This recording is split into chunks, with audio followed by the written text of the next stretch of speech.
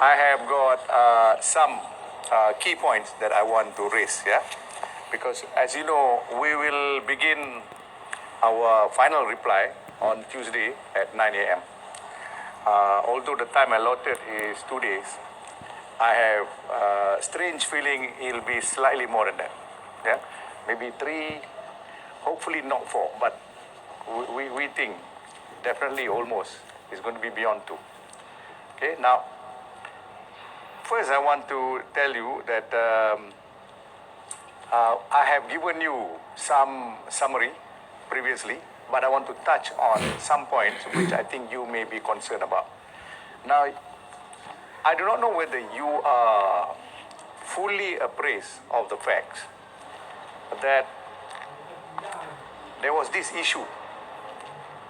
How could Datuk Sri Najib have this knowledge or belief that monies in fact came from donations? Now you remember, even Datuk Sitam admits that there were monies from the Saudis. Now, we have on proof that at least several tranches amounting to at least 642 million, not a small amount, were in fact sent from either the Riyadh Ministry of Finance, nothing less, Ministry of Finance, in Riyadh, which is a Saudi Arabian Ministry of Finance, that sent it. Then there are others, like for instance, Prince Faisal and another prince. So they were altogether 3 individuals, all from Riyadh, that sent the money to Datuk Sri Najib's account. Even that, Datuk Sri Najib never actually know, except that he believed that there's going to be a lot of money that came into his account and would be coming into his account.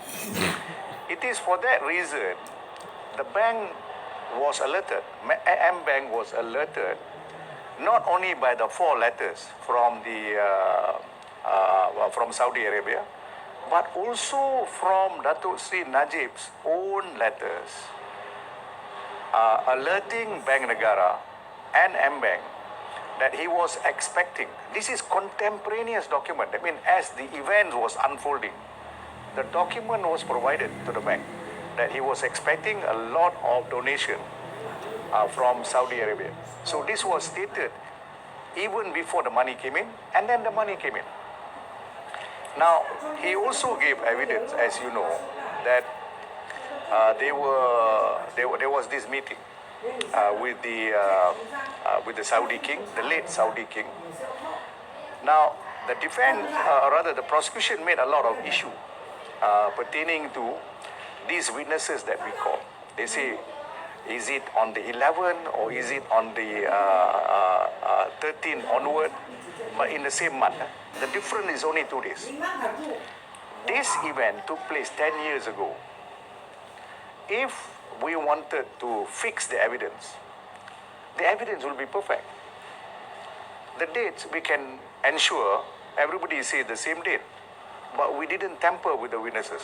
We take their statement as it is. 2 witnesses said it was on the 11th. Same month, same year. One witness said he can't remember whether it was in the 11th because the official meeting started on the 13th. So he says most probably it was 13th, according to one witness, the minister, Datuk Sri Anifah Ahmad. But Minister came, the ambassador, and Datuk Sri Najib think it was on the 11th. So the question that I want to ask you, Datuk Sitam himself said in his submission that when witnesses give evidence, there will be some irregularity because no witness give a perfect evidence because of memory, lapse of time of 10 years and all that. So in this case, you just have to think about, are these discrepancies material? Because all these witnesses, these are powerful witnesses. They are ex-ministers, Minister of Foreign Affairs, minister in charge of Tabung Haji and religious affairs, and Datuk Sri Najib himself, and our own ambassador, who is completely independent. And he says this meeting took place. And what is important is, after the meeting, you remember, we said this before, they were walking away from the king. They were going towards their car. They had to pass through this corridor-like thing. Remember, of paintings, horses and all that? Datuk Sri Najib actually asked two of the ministers, did I hear correctly that he wants me to open private account for the money to come in, the financial help to come in? And the two ministers confirmed. That's what we heard. Two ministers, Khair confirmed and Anifah Aman confirmed. The ambassador did not hear, okay? But the ambassador said he was a little behind. So the question is whether there was a meeting. Is overwhelming. How could you fabricate evidence about this meeting, which actually took place? The official meeting is from 13 to 15 or something like that. But they say they arrived slightly earlier and there was this unofficial meeting. Anifah Aman thought there was an unofficial meeting, but it was on the 13th, before the official meeting started. So 10 years ago event, you can forgive him for forgetting. In fact, we do not know who's saying the right thing, 11 or 13. That is all the difference. Huh? The actual meeting actually took place. Now, then we have this witness, Dato' Husni. Now, I do not know whether you attended the trial. You can see that Dato' Husni was a person full of complaints, not very satisfied with the fact that he was Minister of Finance too, and then suddenly he was being transferred as a minister in charge of EPU. He thought it was a demotion. Yeah, he thought it was a demotion. I would not have thought it was a demotion, because if you are going to go up, surely you have to take a rotation. Sometimes you're Minister of Finance, sometimes you're Minister of Defense or Education. Nobody should think like that. But he thought MOF 2 was his place. He admitted that he felt that it was a demotion. And with that anger, he came and gave evidence. And he said, I went to see Datuk Sri Najib. I offered my help. I said, I want to go to Switzerland. I want to confirm about this money that has gone into Zurich. Okay?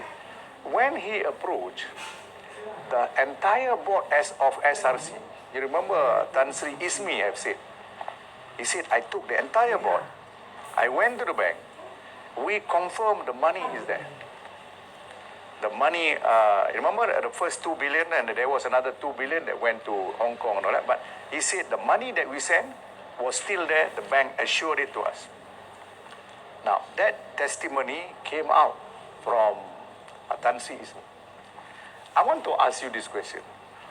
The judge asked, the trial judge asked Tommy Thomas and say, what is so difficult about confirming this? Can you confirm if the money was there? Because witnesses are saying the money was there. And Tommy Thomas, as an AG, had the audacity of saying, I will have to check on this. This is when he was already prosecuting this case. How can the prosecution or MACC have not checked this matter about the money of slightly less than 2 billion being in Zurich? Okay? So I think this is another matter that either the prosecution or the MACC has been hiding from us, because if the money is there, as we think it is, because the entire board think it is there, then where is this element of at least half of the 4 billion being missing? Now, the other set of money is in Hong Kong, Julius Baer and the Falcon Bank. No evidence was given by the prosecution. You see, we cannot investigate. Datuk Sri Najib cannot investigate because he's not in SRC. But the investigation was undertaken by MACC. And the prosecution can demand, can we see what happened to the Julius Baer money? What happened to Falcon Bank? And more importantly, what happened to the Switzerland money? Which they say the bank confirmed there is. Don't you think this evidence is critical to show?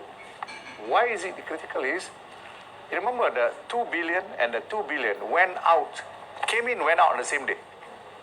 It went out to this bank. And that's why the argument is the 42 million from the 4 billion? The answer is clearly it is not. Correct?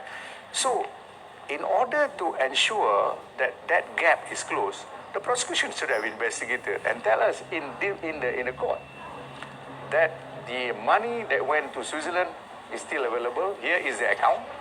And the money that went to Hong Kong, here is the account. It has not gone lost.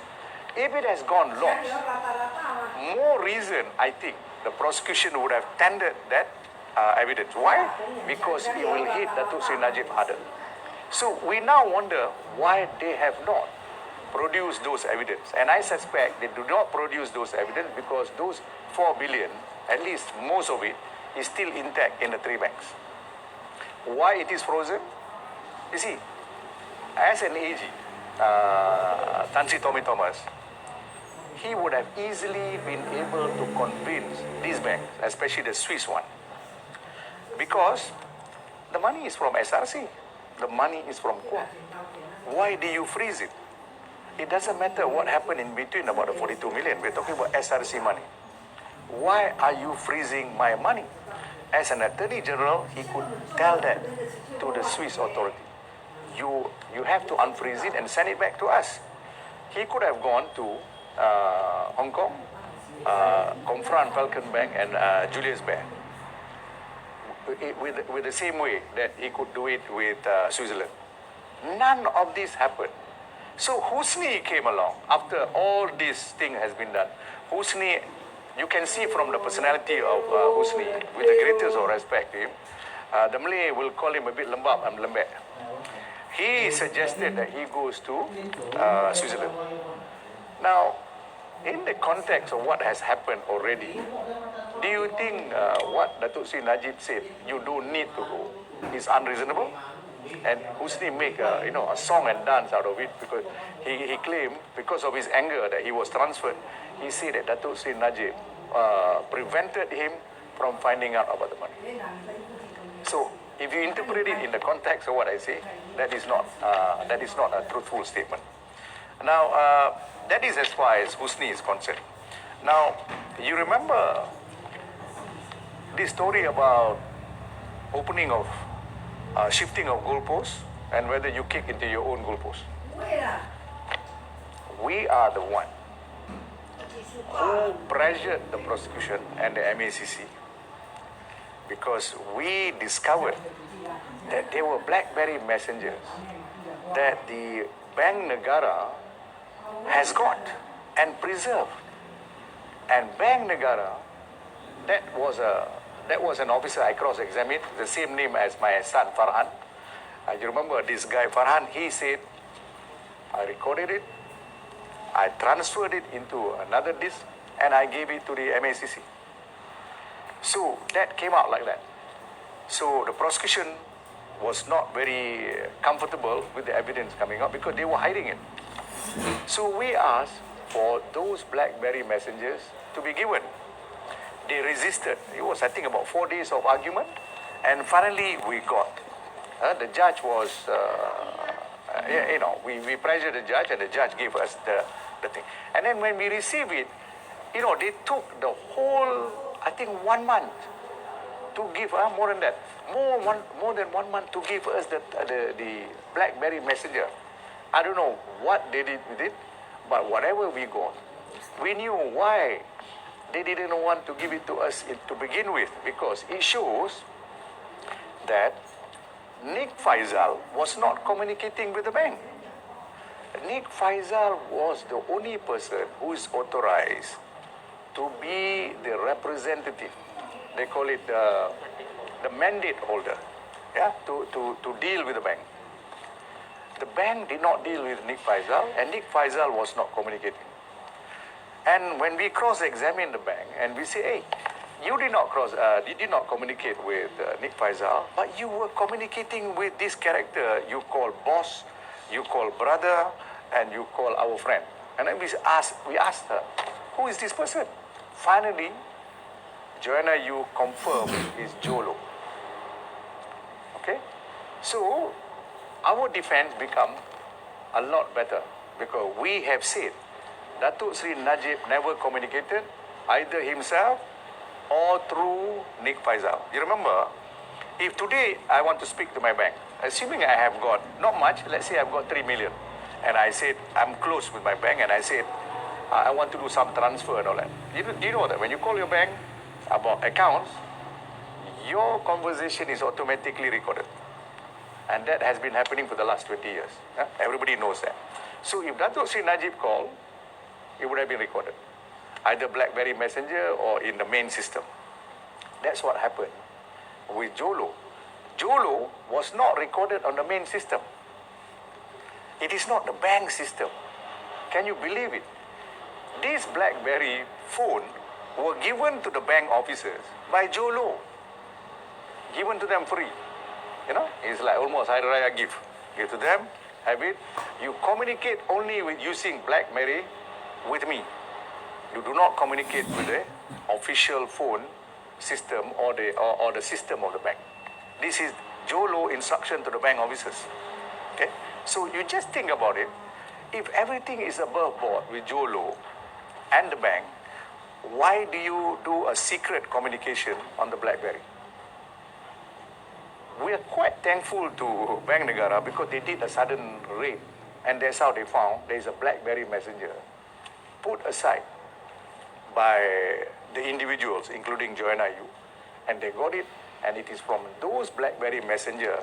Bank Negara was quite shocked that communication was private, not only about transferring of money, but there were also times when they say, do not communicate with Datuk Sri Najib.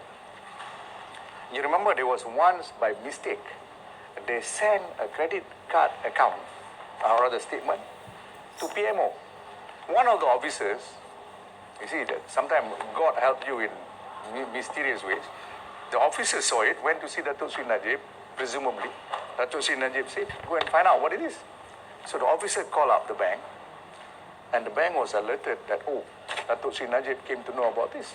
Or at least one officer came to know about this. The next thing that happened was within minutes, Jolo called up Joanna Yu and other officers and scolded them. Said, why did you communicate this matter with the Prime Minister? So I want you to think about it. Why is Jolo taking so much effort and the bank was working with him to keep away from Datuk Sri Najib or at least from Nick Faisal the nature of the accounts and the amount of money going in and out, how much is balanced and all that. You see, this is consistent with him not knowing. The evidence has been led and prosecution confirmed. Datuk Sri Najib confidently issued checks. You see, a man thinks, Datuk Sri Najib thinks, I've got so much money coming from Saudi. He just issued check. And that's why he said, I have a feeling that there is money, enough money, because there's billions there coming from Saudi. 9 or 10 times the checks will bounce because there's not enough money. Okay? He didn't know. Can you imagine a Prime Minister knowing his account that there is no money, issue check? Bagi dekat UMNO, bagi kat this. Do you think he would do that? That act itself shows his state of mind being, he doesn't know. I have no knowledge of the state of my account. And that's why I issue my check. And who ran around to make sure that there is money? Very ad hoc kind of practices. It was Jolo and the bankers. You remember there was at one time Joanna Yu put her own money in order to make sure the checks will not bounce. Why would these people do that? Unless there is conspiracy between the bankers and Jolo and others. And of course, the top management of SRC, I'm not talking about the directors, because the directors pretended to play dumb. Totally dumb. Sitting there, they say they don't know what's happening. They don't know money coming. They didn't know the 2 billion left. They didn't even know of a secret account of SRC. They didn't know that there was such an account. Okay? So the top management of SRC was playing the fool, was communicating definitely with, with Joanna as well as others in the bank. Okay? Now, then we have also touched You remember, who is their most critical witness? Their most critical witness is Datuk Subo. If you take Datuk Subo away, their case collapsed. Why? Datuk Subo was the only live witness they call that says, at one point of time, and then it changes, but he says he signed the three instructions constituting the 42 million. Okay? He gave 5 statements to the MACC. We didn't know this until we cross-examined. When we cross-examined, we realized he admitted he gave 5 statements. And I said, I want to know. That was during my cross-examination. I said, I want to know what are the dates. So they give the dates. Some dates before the election of 2018, some date just after the 2018, and some dates when he was pressured by MACC to come back. You remember he ran away to Bangkok, he ran away to Indonesia, and he ran away even to Dubai. Emirates, somewhere. And he was hunted down, and he came back. And he confirmed, out of the 5 statements, 2 statements, he denied that is his signature. Okay? He denied it is his signature to the MACC. But when he was called to give evidence, the MACC, together with prosecution, prepared witness statement. In the witness statement, surprise, surprise, he said, yeah, it is my statement. It is my signature. He said that. Okay? All these came out during cross-examination. So we confronted him with the transparencies, you remember? He was shocked because all 17 signatures look like one. It's superimposed on top of the other. You understand? So he then said, I would not have said this is my signature if the MACC had showed it to me the way you showed it to me in court. So he was complaining about the way MACC recorded his statement. All right? Now, because MACC obviously just show him one by one. Now, you remember Datuk Sitam said, so what? The check cleared it. What do you call it? SRC never complained. This is in the context. The bank is complicit in some kind of conspiracy. Remember, I've just told you already. Who is in SRC? Who prepared those checks? Because now this witness said, it's not my signature. And what is worse, Datuk Sitam has made it worse because he said, forget about yours. Even Nick Faisal's signature is also forged because it's all look like one signature cut and paste. Okay? So the prosecution now say, it doesn't matter because they're trying to follow the judge's argument. You see, you must know the judge is from a background of banking. He was in Maybank before. And then he practiced in Security Commission. He says, nothing wrong, what? He said. In his ground of judgment, he said, there's nothing wrong. Because this is a usual thing. You try to send your check today to your own bank, even for a miserable 1,000 ringgit. If your signature doesn't match, or you say, can I send it to you by way of fax? Unless you arrange properly with the bank, they will not oblige. Now, the arrangement with the bank is this. I will send you by way of email the scanned copy. Okay? And then I will follow within 48 hours the original hard copy. Okay? Datuk Sitam's argument will be good if the scanned copy that went and then subsequently the hard copy that went is matching. Okay? The hard copy, whenever it was sent, out of 17, only I think about 6 that went hard copy. When we got the hard copy, we compared with the scanned copy, which is supposed to be identical.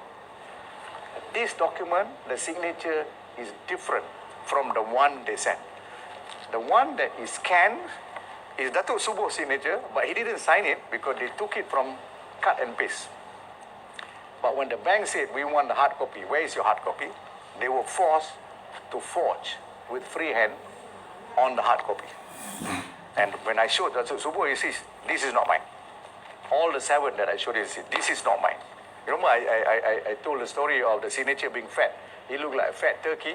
as compared to the scanned copy, which is his signature, which was a lot thinner in size and also in the figure. So quite clearly, they could not prove who moved the 42 million. Who moved the 42 million from SRC? If you cannot prove who moved the 42 million from SRC, how do you conclude Datuk Sri Najib was the one who was the agent of SRC, who's got shadow director powers? He influenced everybody. And he is the one who caused the money to be transferred to his account. Where is the evidence? Because they called Datuk Subuh for that purpose. And Datuk Subuh, remember, tried to say, I signed. Nik Faizal also signed. He lied because he tried to go back in memory. Because he thought that is his signature, I must have signed. And he said, I must have signed it because Nik Faizal have signed it. But when we said, this is not your signature, he agreed this is not. And he, in fact, he said, nobody can sign identically. No human being can do it. So if he says that this is not his signature, what happened to the story about who actually transferred it? If we do not know who transferred it, who is it that Datuk Sri Najib instructed? Because they cannot even identify the person. Neither Nik Faizal nor Datuk Subuh. So this is why who transferred the 42 million is absolutely critical. It is their plank. It is the plank of their case. It's the central pillar of their case. If you don't have it, you're dead. The case should drop automatically. Okay, that's why we are stressing on it. Now, the next one,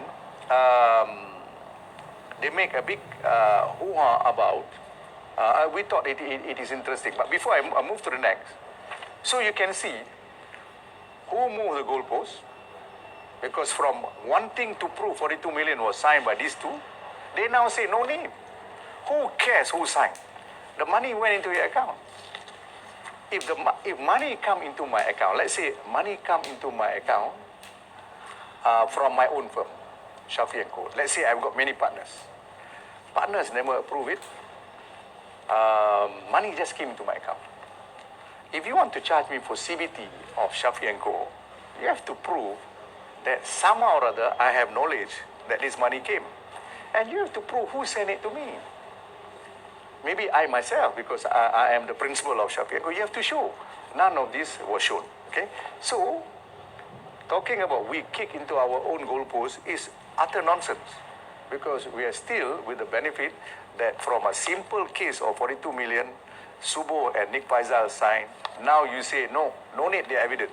Because their witnesses were trampled gloriously, finished. Yeah? But the judge, in dealing with Subuh's testimony, we are shocked. On Tuesday, you will hear whether I'm justified or not in using certain words in relation to the judgment. Yeah? I may have to repeat it, but you will be surprised that I'm going to give the list of things what the judge said in his judgment, because I've not dealt it like that. Since we were challenged today, I'm going to deal with it one by one and tell you how the judge have dealt with it. In Subuh, he's an old man, he had some kind of, stroke. He may have forgotten. But what are you talking about, he forgotten? He said, that's not my signature. And he said, if MECC had shown it to me like that, I would have known this is not my signature. He said it. So why is the judge saying I can accept his statement? Because he had a stroke. Why do you provide a reason when the witness said, this is not my signature, because you have just demonstrated to me this is not my signature, and you have demonstrated to me the hard copy is not mine. That's the end of the matter. Why do you provide? This is why I made certain other allegations. So allegation number 2, then I'll come to allegation number 3. Now, they say, he bought Rosma on credit card. I think a Chanel watch. Okay. If you take 99.99% of the money was not used on Datuk Sri Najib or his family. They were sent either for political purposes, some sent to UMNO, some sent to CSR. See, the two companies were CSR company. You know which company? Ehsan Perdana is one, and the other one is Gandingan Mentari. Both are set up. Gandingan Mentari was set up as CSR company for SRC. And Ehsan Perdana was set up as, CSR company for one MDB. So, it is for that reason, Jolo and the people in SRC have rerouted it through these two companies so that Datuk Sri Najib will not be suspicious where this money come from. Okay? Because as I told you, he never checked. Prime Minister will never check. I don't check. I have not seen my account. And my son here will tell you I have not seen my account maybe for the last 30 years. And my firm is tiny.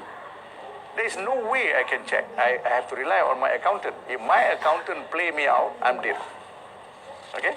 Now, so 99.99% is spent on that.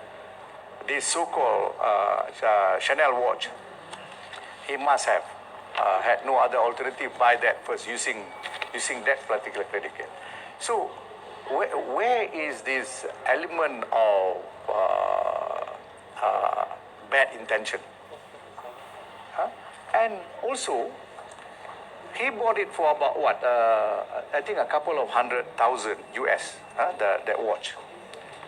How do you know that watch, the money that he paid for, was not from the real Saudi money, which is, remember I told you about 700 odd million that actually came from Saudi?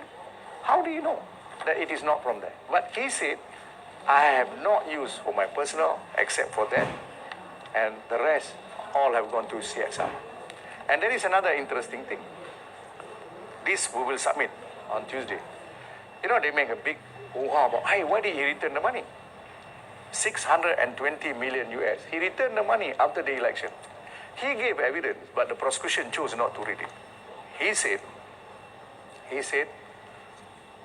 after the election, we have won. Slightly lesser in majority, but we won. The king gave it to me so that I will return to power because of global development in Muslim countries. Remember, immediately after that, you had the Arab Spring. Indonesia was having ultra-Muslim, Philippines and Thailand. And he said, yours is the only country, ultra-Muslim have not read their ugly face. And he said, this contribution is for you to return to power. It's not because he loved Najib. It's because Najib happens to be the leader. If Muhyiddin was the leader at that time and he met the king, it will be Muhyiddin who got this to make sure that the liberal Muslim country remain a liberal Muslim country. Okay? So, he said, I got the money. I spent for the election about 300 odd million ringgit. And then I found 2.6 billion was still in my account. You know why 2.6 billion? When they sent, it was 685. 685 when they sent, it was 2.6 billion Malaysian. But when he sent back 620 million US, the exchange rate improved in our favor. That means our money drops. So it was still 2.6 billion, although he has used 300 million. You understand? So he sent back. The question was, why did you send back? And why didn't you send it to the king? The money that came, 685, came from Singapore account, which Datuk Sri Najib, neither anybody except perhaps somebody else, would know this money that came from Singapore is from where. Datuk Sri Najib assumed, because the Arabs donate money, do not want them to be associated with it. They do not want to be. It's like a typical Muslim concept. If the right hand gives, even the left hand must not know. So Datuk Sri Najib thought, okay, the money, it doesn't matter. we are expecting 1 billion US from the Arab, and about 1 billion US came, which makes it 2.6 at that time. Okay, about that much came. So why should he be suspicious? All right, that's the answer. Why did he send it? Where did he send it? He sent it to the same people account that sent it to him, because he doesn't know who is behind the account. He instructed the bank, and this is another interesting one. He told the bank, please remit this money, the one that I received from donation of the Arabs, back to the same account, because I do not need to use it anymore because the election is over. That was the testimony. So he did provide the reason. There's nothing ridiculous about it. Why did you take from the king and then you send it to Singapore? It's because it came through Singapore. Some came from Riyadh, some came from Singapore, and some may have come from elsewhere. So the biggest chunk, 685, came from Singapore account. He does not know who is the account holder. So he sent back after the election, the remainder, because he said, I felt not comfortable, too much money in my private account. So that brings you another interesting question. If he is a scoundrel, a thief, the money has come into his account, why send back? You already got it. I've told you, you're a prime minister. As Tommy Thomas said, he escaped because he was a prime minister, all-powerful. So if you're all-powerful, you brought so much money, you stole it from SRC, why send it back? Okay? Now, so far, do you have any question? I think I've covered almost all. Yeah, almost all I've covered. So what do you think of the appeal hearing so far? I think the judges are very interested. I think the judges in the Court of Appeal, I see that they are very troubled by the ingredients of Section 23, which is abuse of power. They're very troubled by the ingredients of Section 409, which is CBT. Okay? The AMLA thing is consequential. If you win the two sets of charges, AMLA will fall automatically. Now, there are a lot of questions being asked as to, in CBT, for instance, the judges were very concerned about this shadow director finding by the judge. You will hear this from Tuesday. And in fact, you'll be quite shocked by what we're going to say, because we just found out there's a lot of nonsense in the finding by the learned judge, with the greatest of respect. Okay? Even legally, it is completely unsound. All right? Is there any other question? You feel a good chance that the appeal will be allowed? We are always confident. In fact, from the High Court, I thought the defense ought never have been called. That's always been our situation.